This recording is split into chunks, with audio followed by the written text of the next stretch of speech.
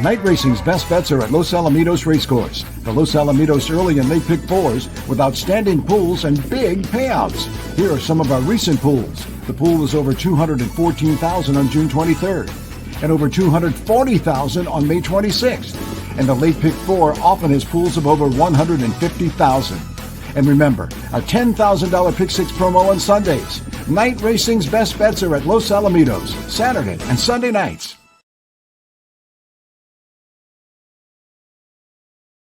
The Southern California Thoroughbred Racing Circuit is back at Los Alamitos Racecourse, with 2 great weeks of racing continuing through September 22nd. The opening weekend program will feature the E.B. Johnston Stakes, plus we'll add $10,000 to the Pick Six pool on Saturday afternoon if there's not a carryover. And our on-track handicapping contest is set for next Saturday. You could win a seat to the National Handicapping Championship in Las Vegas. Our daytime Thoroughbred Meet continues with exciting racing action through September 22nd. Welcome, everyone, to the Los Alamitos preview show. It is time for our daytime meets here at Los Alamitos Racecourse. We're ready here with our program as well as the cover here of the daily racing form for tomorrow because it is our opening day. 8 races on the car. First post is 1 p.m. How is everyone doing? Michael, how are you doing? You're sitting already. You're all ready for the opening day because I think you're spending the night on that in that perch up there for the announcer's booth. You're ready to call the races, aren't you, Michael? I'm chomping at the bit. I just couldn't wait, so I thought I'd come in today and pretend. Perfect. I love it. Chris, you always have some great angles to play these races during the daytime. Anything that the horse players should be looking forward to as they're analyzing and handicapping these races? Yeah, it's one of my favorite angles, and some people will agree, some people disagree. But I like the turf horses with tactical speed that come to Los Alamitos from Del Mar, Santa Anita, because the tactical speed horses on the turf, because the turf is run on the inside part of the racetrack. So those horses with the elongated turns here at Los Alamitos with that long stretch, those dirt horses like to ski out around that turn, whereas the turf horses are used to that tighter turn. They hit that turn and they can either extend their lead or hold their ground. And we got some nice prices last season with some turf to dirt Los Alamitos horses. We had one like a 15-1 program. We won at 12-1. First time on the dirt, everybody overlooked that turf horse. And don't overlook the turf horse, the dirt situation. So people disagree with me, but we've done pretty well with the turf, the Los Al dirt horses over the years. It's horse racing. Everybody has to have an opinion when they're trying to find winners, so it's okay to disagree. It's all right to disagree. George, you actually will be part of the Equibase team during the second weekend of the daytime meet. You'll be helping the hitman, Curtis Trees, chart those races here at Los Alamitos. Anything that horse players should be looking forward to or looking for as they look at these races from your perspective? I would look at I'll give more looks to the smaller barns. They do, this is a lot of them will point more to this meet, versus Del Mar, where it's tough against all the best of the best. So, I would give second looks to those horses, especially horses that were coming off the pace, because at Del Mar it was a very speed favoring. So that's one thing. And then for the jockeys, I would keep an eye on whenever Hector Berrios gets mounts here, because he picks and chooses, and he tends to run really well at good prices. Yeah, Cal Frey might be George, will you be one. doing double duty on the second week? Yeah, I'll be just like you. I'll be here all day. I'll be charting both. Oh, well, we have a nice couch here. Yeah, we have a nice couch here in the VIP room. So if anybody needs to spend the night, you're welcome to just kick it back there and get some rest. Of course, the E.B. Johnston Stakes is our feature event of the weekend during the daytime, $75,000 on the line, and it's a nice group of horses, 8 of them going in there. And you mentioned, look for those barns. Felix Gonzalez, for example, has a horse in that opening race on Saturday. Angela Aquino, I'm sure we'll have quite a few runners. Sergio Morfin, if I remember, during the summer meet, had a lot of success. Not some success, a lot of success for Sergio Morfin. And of course, look for those riders, Edgar Payeras, Adrian Escobedo, and so forth. They'll be, I'm sure they'll be right in the mix. Speaking of being in the mix, we have a tremendous racing card full of quarter horse races. 8 races during Saturday night, all of them quarter horse races because, of course, like you mentioned, George, some of these smaller local barns are pointing to the daytime meet. in the big race on Saturday, the running of the Mildred Vessels, $125,000 on the line. So I'll bring up the PPs for this race already. And some outstanding mares, of course. Fearless Moon, the champion. We don't talk about her a lot because he hasn't run a lot this meet, but the reigning champion 3-year-old filly. Michael, what do you think about this field? Oh, it's a fantastic cast of fillies and mares. It has to be about Patty Saint. We've got the superfecta horses from the Charger Bar, the Grade 1 in January. Fearless Moon finishing second to Patty Saint. Nymphet was third. We've got the fourth place getter in there as well. So a lot of depth in the field, but it's hard for me to pick against Patty Saint. She's just been so sensational every time she set foot on the track. Most respect for Fearless Moon. And Frivolous comes into calculations, at least for the exotics, by virtue of drawing post position 10. Of course, a very sentimental and noteworthy career milestone for Felix when he got his 1,000th win ever at Los Al in thoroughbreds and quarter horses recently with Frivolous. He's Governor's Cup Futurity winner of a couple of seasons ago. And, she can come down the outside with a clear path and at least get a piece of it. For sure. It's such a good field. Chris, you're always looking for those long shots to play. Any chance that, there's a long shot play here in this race? Well, you got to give a little bit of a look to the rail runner on the inside on the ship in coming from Albuquerque. Justin Angel was very impressive in her very easy victory there. Earned a pretty good figure on my charts. Has to give it a look to grab a slice of the pie. It's just a stellar group of runners going poster. Like, as Michael said, everything goes through Patty Saint, and she's just been so impressive. And her last victory was just eye-catching. And, of course, Fearless Moon's always thereabouts, and the good-looking greatly outside.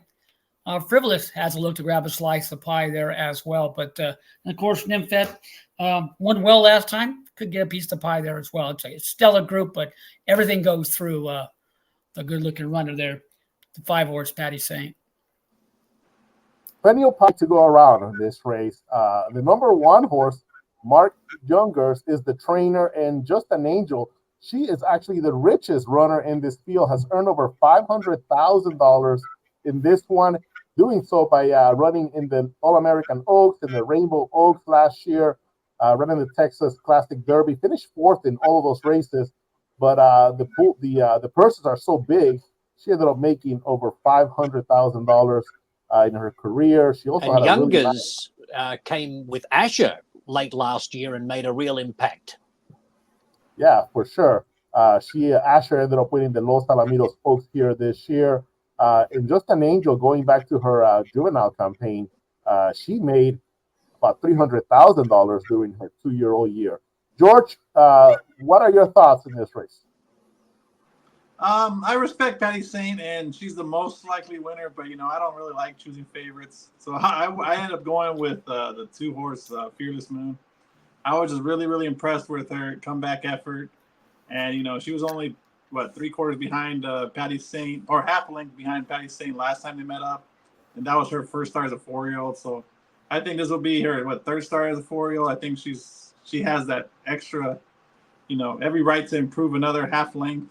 And that puts her right there with Patty Saint. So I'm going to go with the mild upset with Fearless Moon. And, for a price horse, I would go with the 9 Jessica Cuz. I think the name is. Jessica Cruz.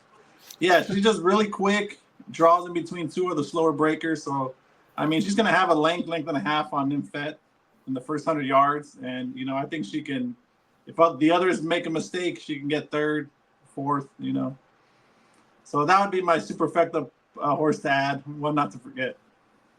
Yeah, she's 20-1, and if you see those past performances, 2nd to Frivolous in the Dashing League to begin the year, 2nd in the Miss Princess to Patty Saint, and then 2nd in the Abigail again to Patty Saint. And when we're always talking about all these big mare races that involve Patty Saint, I don't think the second horse that we talk about is Jessica Cruz ever, and there she is finishing second in both of those starts. Yeah, 27-1 and 32-1.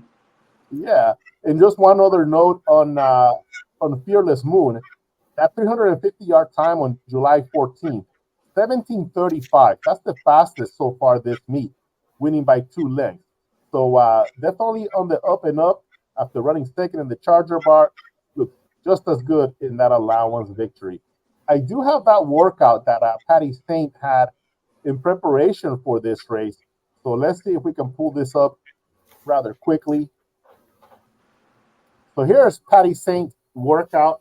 This is going to be on August 24th. It's a 350-yard drill. And we're going to see her here in this work. And to me, I mean, you just cannot pick anything wrong with this work. She is pretty much a perfect drill as far as I'm concerned. If you look at the way she's moving, I mean, you can just draw a straight line from the gate to the wire in this performance by Patty Saint. Look at her. She is just running as straight as can be. Michael? Yeah, you're right. As straight as a gun barrel the whole way down the lane. And what a pro. She looks at the top of the game. Chris, is this an A++ work? Yeah, I would say A++. Plus. That was very impressive. She does everything. She's a professional racehorse deluxe. She stood in the gate absolutely perfect. She broke strongly. She had her head straight, ran straight as a string, never asked to run and was just riding out like an absolute champion. Just everything goes through her. She's just so professional. And that was a very, very impressive workout. And she looks ready to rumble there in the Mildred Vessels. Yeah, 3-4-3 this season. She's already won the Mildred Vessels, did it in 2022, looking to win it for the second time in her career. And also looking to sweep these $100,000 plus races for fillies and mares. Like we mentioned, already won the Charger Bar, already won the Abigail Kawananakoa, and now looking to sweep it by winning the Mildred Vessels as well. She has a career sweep in these races because she did win the Mildred Vessels back in 2022. George, your thoughts on that workout? I know you're going with Fearless Moon, but still, your thoughts on that work? Yeah, I mean, it was really good. Armando had a hold as soon as the gate was open. He already had the hold on her, So it was, I think Monty doesn't want to leave, any stone unturned. These are like their big races. This is her champion of champions, basically. Like, that's what I consider this race. All the best mares besides maybe Streaks of Power are out here in this race. So, this is the big race. This is the one that probably decides the award, at the end of the year. So she just wants, they want to make sure she's champion, mare. So, they're not going to mess around. They wanted the gate work. Edward Acosta's a pro. He's great out of the gate, so she's going to run a race. I just hope Fearless Moon, for my wallet's sake, is just a little bit better. And let's see if Nymphette can just take another step in the right direction, just leaving the gate, because I think she's the one that can really, from that 200-yard mark to the 400-yard mark, I think she's the one that can outfinish Patty Saint if they're even at that moment. We'll see. Fearless Moon, of course, can also do that as well, but I think Nymphette is right there if they're both even at that 200-yard mark. I don't know. Maybe I'm wrong, but I think she could. Well, if they're even at that mark, I'm saying Fearless Moon winning because that means they're far back. Yeah, that's the dream thing, right? If all three of them are right there at 200 yards, if that drone is looking down and all that drone sees is those three runners right there, even maybe a few others. Even at that point, that's going to be a heck of a race. Definitely a decider for year-end honors. Really quickly, I just want to touch base because we don't have the PPs just yet on the Sunday feature, which is the PCQHRA Breeders Futurity. We all know Monte Rosa had a huge day on trials night with Ultimate Battle, Fear and Fridays, Up to Party, of course, and the fastest qualifier, Bottle It Up, all winning. He ended up qualifying a total of 6. So I do have a quick little interview here with Monte Rosa right after he wins with Up to Party. So it talks about up to Party as well as Bottle It Up. So I'll go ahead and play that. And then we'll come back and just a few quick thoughts on the running of the PCQHRA Breeders Futurity. I always worry about giving them some time off. We gave her some time off after the Ed Burke, and we put a couple works in her. Both of them were good. The filly's been doing everything right. She's super sound. Anthony Montez, her groom, he's just been taking great care of her. And, you always worry when they have time off, how they're going to bounce back. And she only had one gate work, a 220, good work, but she ran real flawless. She ran a nice race tonight. And the fastest qualifier so far, Bottled It Up. Just a pretty nice victory. You knew it was going to be a good time when the way he performed in the opening trial. He's been drawn the inside. He finally drew to the outside. He looked like he was way more comfortable out there.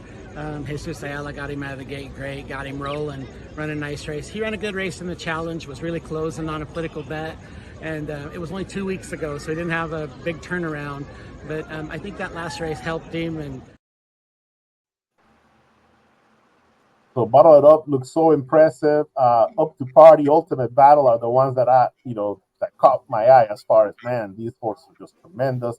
Party Time Tom, another one. So out of all those Monte Rosa runners, it's going to be tough to beat, but there are some other really good ones there. Bull Market's one that stands out for me for trainer Jose Flores. Michael, who do you think is going to take the Breeders' Futurity? Do we know where Cervantes is landing? Or does that wait until the post positions are drawn? I'm not quite sure if that decision's made in advance. Up to Party is obviously the Ed Burke Million Futurity winner. So, she's the clubhouse leader, I suppose, at this point in the division. But Bottle It Up was fast and impressive, and there'd be so many ways that any top jockey would be tempted. But I suppose right now I've got to lean to Up to Party, but the post position draw might be critical. Yeah, because like Monty mentioned in that interview, Bottle It Up, he likes it better, or as far as from what he saw on that night, he felt more comfortable being on the outside post, Bottle It Up. So he draws the outside. That as far as Monty is concerned, that's great. Chris?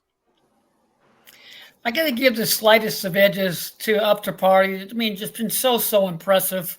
And it's just a professional racehorse. And what a purchase at the Los Alamitos Equine Sale that runner was. And so very impressive. But Bottle Up was so good.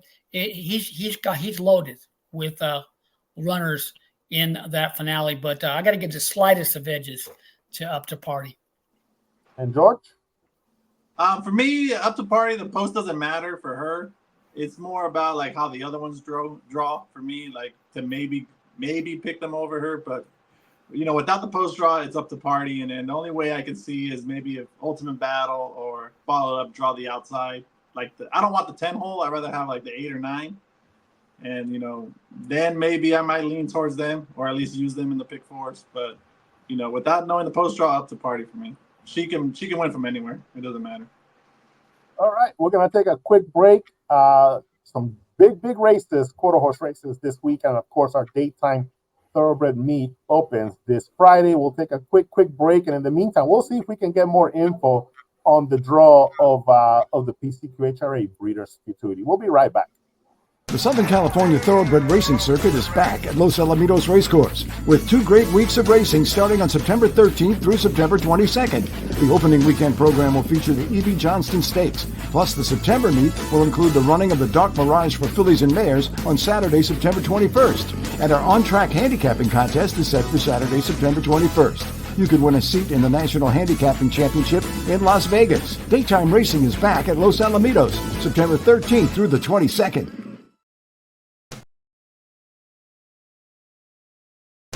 The traditional $2 pick six at Los Alamitos is always a great bet. And when there's not a pick six carryover on Sunday nights, we'll add $10,000 to the pick six pool.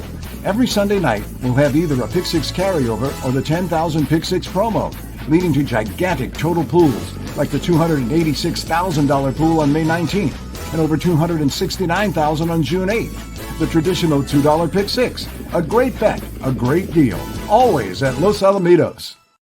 Back in the Los Alamitos preview show, and here with Michael Wrona, calling the races all weekend long here at Los Al. Just a quick mention about the daytime meet on Saturdays. If there's not a carryover during the daytime meet, we'll add 10,000 to the pick six pool. So we got that to look forward to. Michael, who is your selection of the night on Saturday? Are you looking to for some big prize going into the weekend? Well, such is the depth of the Grade 1 feature, the Mildred Vessels Memorial, that there are some really, really nice fillies and mares who didn't make the cut. They didn't make their way into the field, and they were nominated, but several of them turn up in an allowance halfway through the program, or it was actually race 6. And I'm interested to revisit Our Lady's Dynasty, because you might remember, Orlando, that I picked her maybe a month ago, and she was scratched. She has come back subsequently with a very nice gate work, and I've got to think that Heath Taylor, her new trainer, has her ready to rumble. I don't know what the reason for the scratch was in, I think it might have even been July. It's a while ago now. But she comes in fresh for her 4-year-old debut. It's a good field. What's really interesting about the race is the 300-yard distance, because most of them actually race over and probably prefer 350.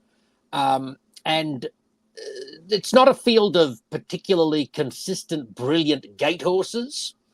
So if Our Lady's Dynasty can get going as efficiently as she did in the gate work we'll take a look at, coming in fresh for 300 yards, she might be the one. And I just feel like I want to go there again, because I did like her when she was scratched.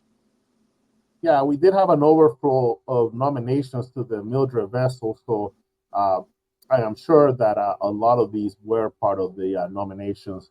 You remember several of these names being part of the Mildred Vessels nomination page. But you did mention a workout, and we do have that, Michael, so let's go ahead and cue that up, and we can take a good look at this workout. So here's the workout.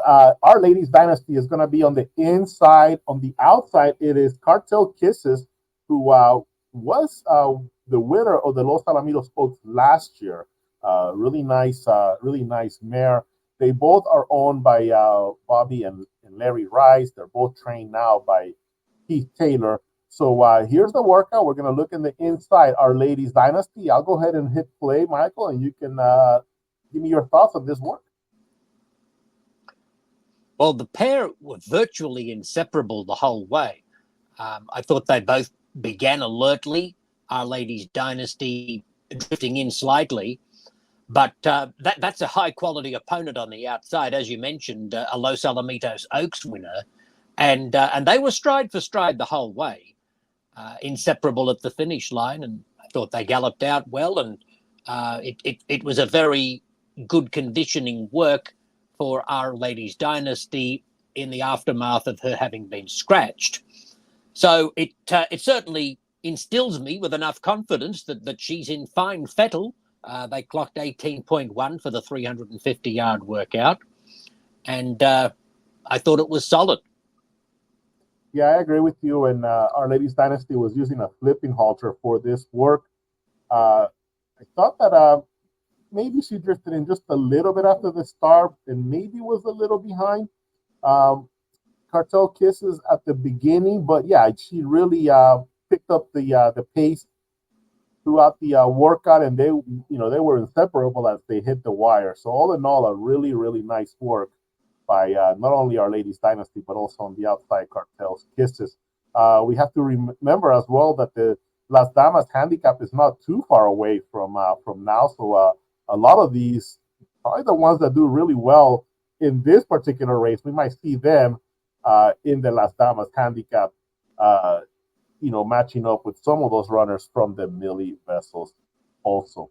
And let's not forget the back class with Our Lady's Dynasty when she was last campaigning at Los Alamitos late in her 2-year-old season, when she won a trial to the 2 million Futurity. Wasn't fast enough to make that field, but did finish a very close, good second in that consolation race to the 2 million Futurity. So she has performed very well in her previous starts at Los Al, even though that's going back to the end of 2022. She's a classy horse.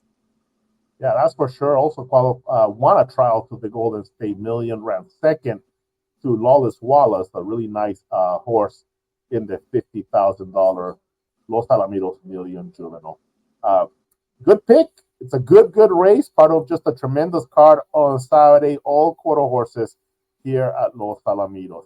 Michael, I know it's going to be a busy week and we'll be seeing quite a bit of each other throughout the weekend. Really appreciate you taking the time to join us on the preview show.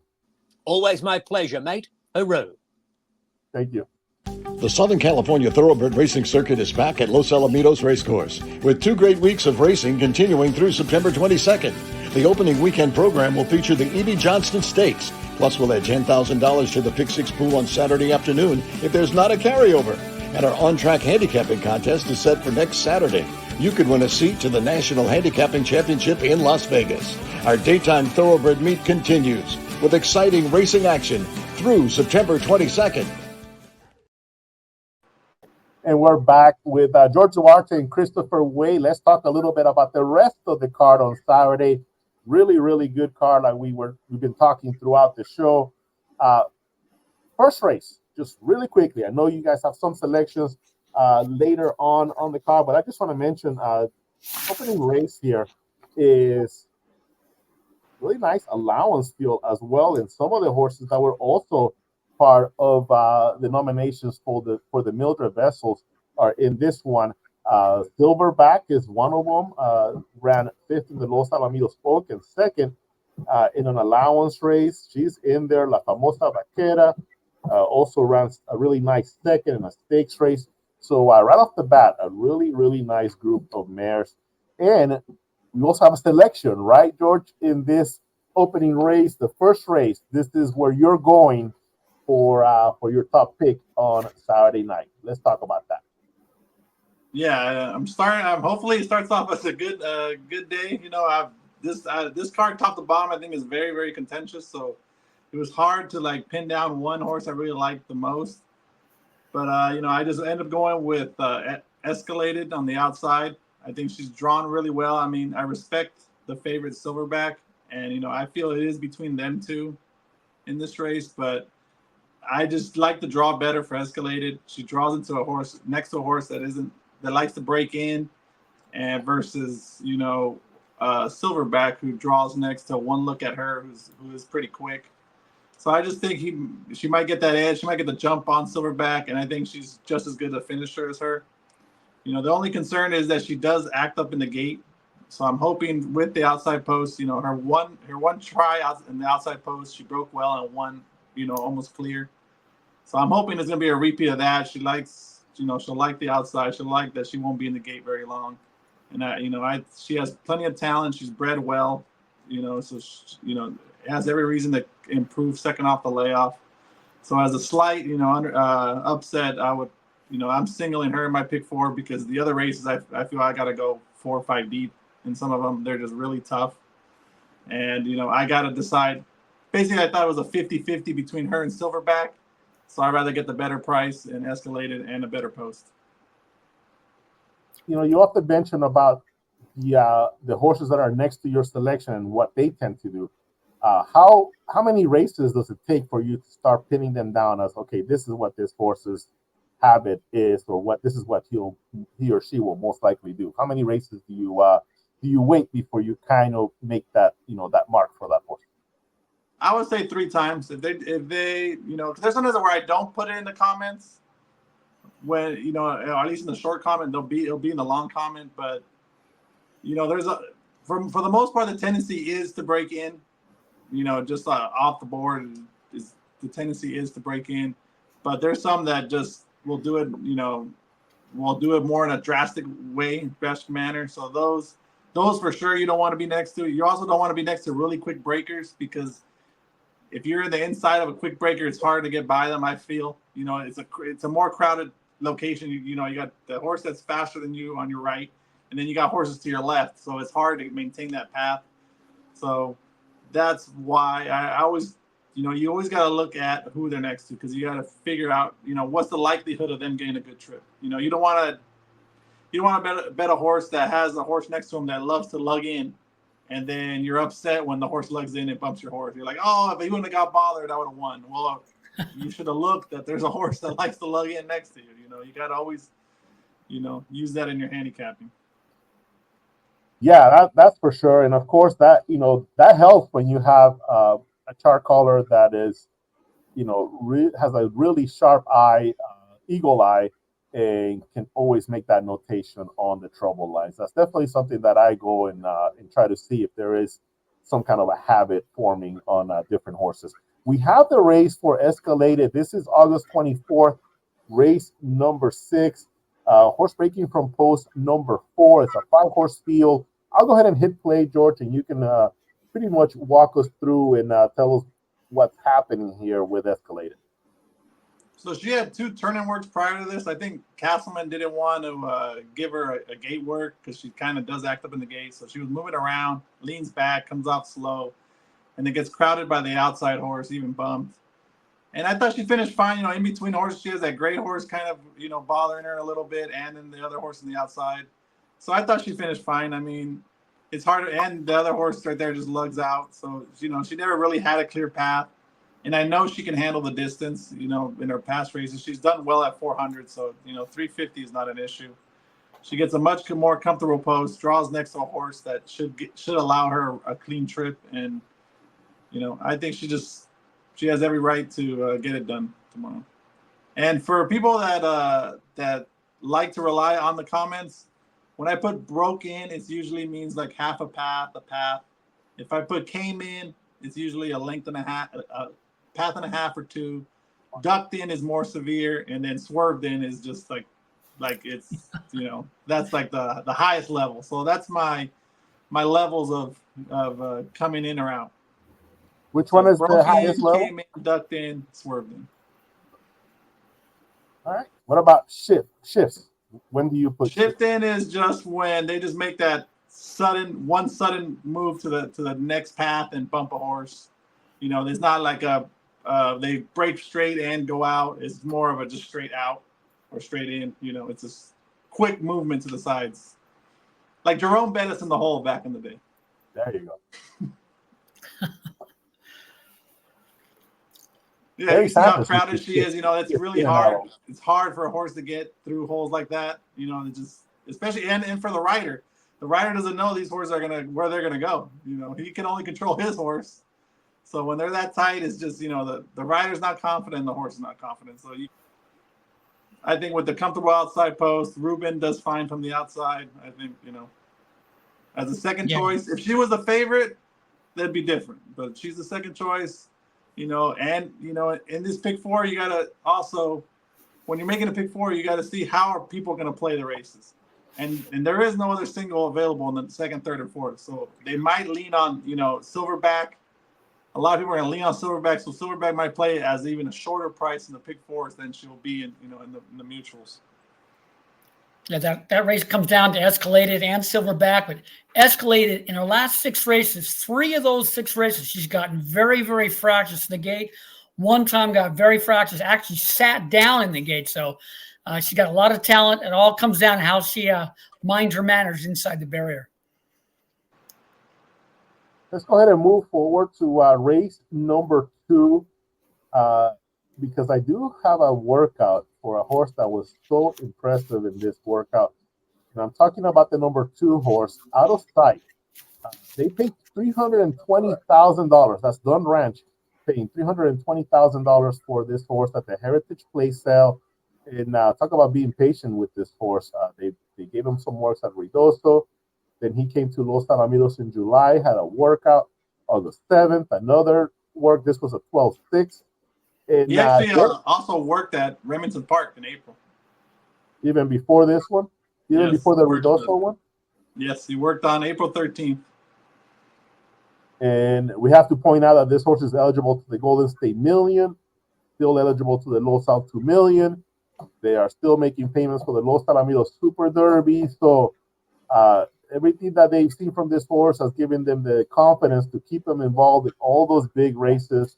So it's something that I can't wait to see this horse's debut, because if it's a nice one, we'll be seeing this horse in the trials of the Golden State Million Futurity. I am going to assume just that. So we'll go ahead and take a look at that workout from out of sight here at Los Alamitos. And out of sight is going to be working here from the outside post. And he does go in, but look at how fast he is already ahead of the rival. The rival here is Tilly's Kiss, a Cowboy, 12.2 for out of sight, 12.7 for the workmate.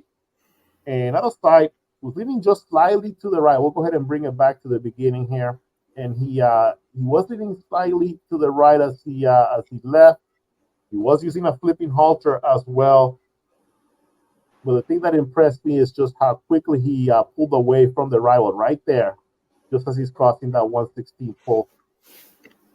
And even the gallop out, I thought, just was impressive as well, because he is just not skipping a beat, not missing any beat here, just continues nicely there, and now starting to slow down just a little bit. Chris, what's this workout grade? Yeah, it was very, very impressive. He's a big-bodied runner, and distance is not going to make a difference with this horse. This horse broke very strongly, accelerated very quickly.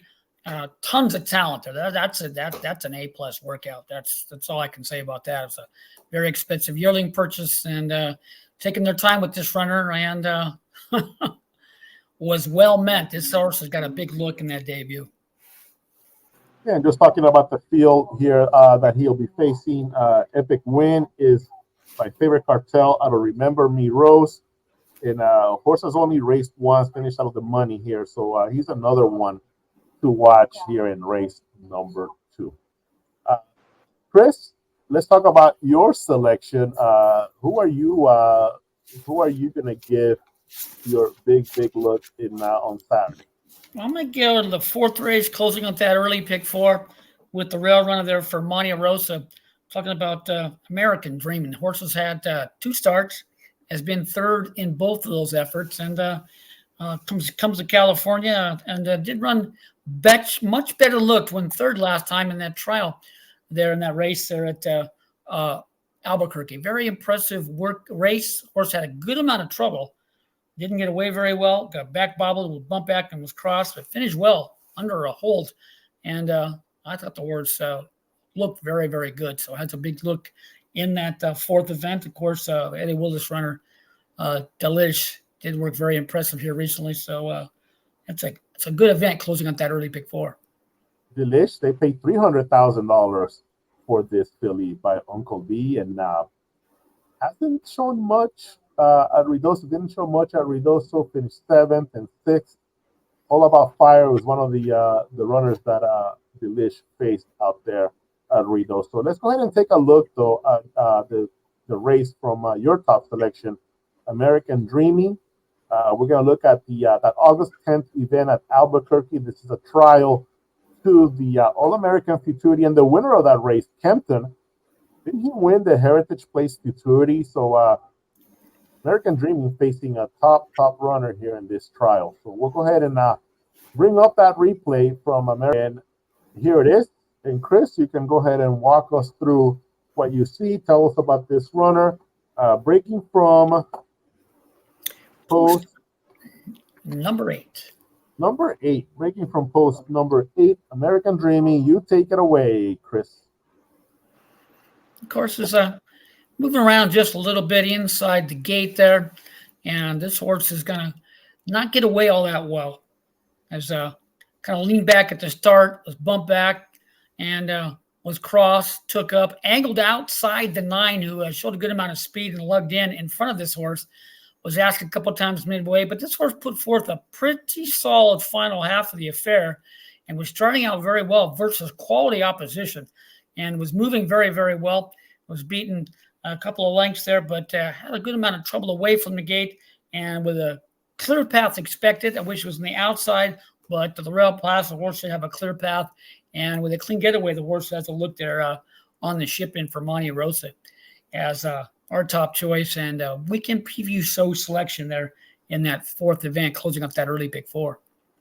Yeah, I'm just going to go ahead and play the beginning of this race once more here from post number 8, wearing, looks like the pink cap. Yeah, American Dream. Yeah, the horse leaned back at the start and was crossed and slow in the stride, but asked a little couple times midway and put forth a nice run midway and was finishing very well the final half of the affair and was moving well the final half of the event. That was a pretty solid effort against quality opposition. Comes to California and has a look there for Monte Rosa. First time over the oval as our top choice in that fourth event. And Chris, how about the fact that your selection from last week, right? Poshley, with the big win. What was the price again on this runner? Yeah, she was a 5-2 program, and horse was hammered down to a 4-5. Won like a 4-5 shot should. I was looking to hopefully get 8-5, 9-5, but you take what they give you. I mean, with 4-5, the horse won rather handily, and very impressive, nice effort.